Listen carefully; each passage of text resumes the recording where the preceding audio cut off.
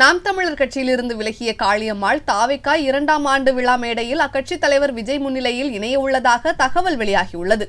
நாம் தமிழர் கட்சியின் முக்கிய பெண் ஆளுமைகளில் ஒருவராக வலம் வந்தவர் காளியம்மாள். இவரை அக்கட்சியின் ஒருங்கிணைப்பாளர் சீமான் பிசிறு என திட்டியது மட்டுமில்லாமல் அவள் எனக்கு பொருட்டே இல்லை என்று ஒருமையில் பேசிய ஆடியோ சமூக வலைதளங்களில் வெளியாகி பெரும் அதிர்வலைகளை ஏற்படுத்தியது. இதனால் அதிருப்தியில் இருந்த காளியம்மாள் கட்சி பணிகளில் இருந்து ஒதுங்கியே இருந்தார். இதற்கிடையே கட்சியை விட்டு விலகுவதாக செய்திகள் வெளியாகிய நிலையில் அதற்கு மறுப்பு தெரிவிக்காமல் அவர் ரகசியம் காத்து வந்தார். அதன் தொடர்ச்சியாக நேற்று மௌனம் கலைத்த காளியம்மாள் நாம் தமிழர் கட்சியை விட்டு விலகுவதாக அதிகாரப்பூர்வ அறிவிப்பை வெளியிட்டார். சீமான் பெயரை குறிப்பிடாமல் அறிக்கை வெளியிட்ட அவர் வீண் சொற்கள், அவதூறு பேச்சுகளால் வெளியேறுவதாக வருத்தத்துடன் குறிப்பிட்டிருந்தார். இந்த நிலையில் நாம் தமிழர் கட்சியிலிருந்து விலகிய காளியம்மாள் விஜய் முன்னிலையில் தாவேகாவில் இணைய உள்ளதாக தகவல் வெளியாகியுள்ளது. விஜய்க்கு ஏற்கனவே சிறுபான்மையினரின் ஆதரவு அமோகமாக உள்ள நிலையில் தற்போது மீனவ சமூகத்தை சேர்ந்த காளியம்மாளும் கட்சியில் இணைந்தால் தாவேகா கட்டமைப்பு மேன்மேலும் உறுதியாகிவிடும் என விஜய் கணக்கு போட்டுள்ளதாக தெரிகிறது.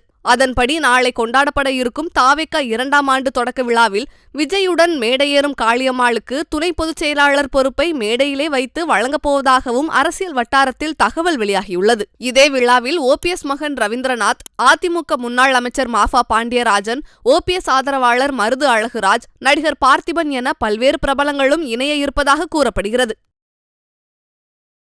செய்திகளை உள்ளது உள்ளபடி தெரிந்து கொள்ள ரெஃப்ளெக்ட் நியூஸை சப்ஸ்கிரைப் பண்ணுங்க.